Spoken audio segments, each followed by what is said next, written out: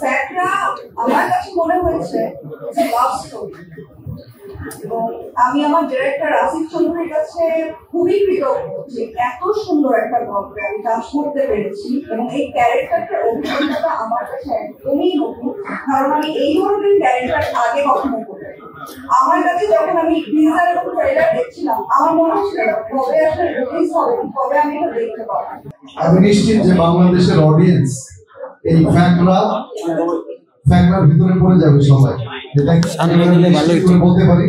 এবং ফ্যাক্টরা যারা অভিনয় করেছে প্রত্যেকে তার শতভাগ দিয়েছে, এবং আগামীকাল ফ্যাক্টরা মুক্তি পেতে যাচ্ছে।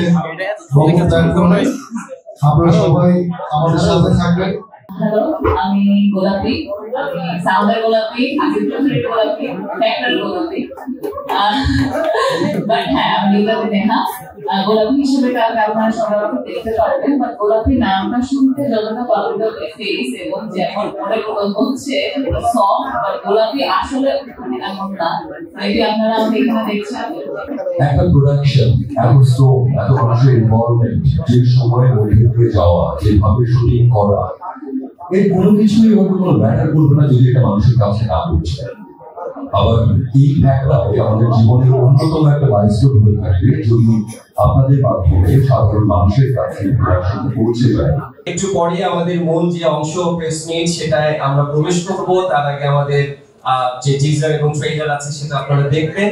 ফ্যাক্টরের জন্য শুভকামনা এবং ফ্যাক্টরের জন্য আপনাদের সকলের সহযোগিতা এবং দোয়া চাই। ধন্যবাদ।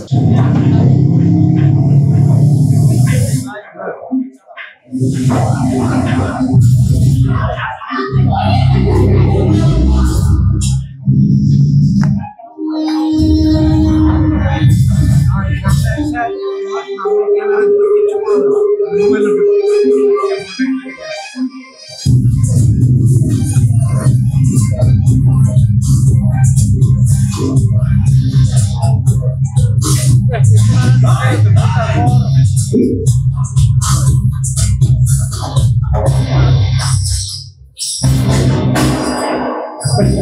ha ha ha ha.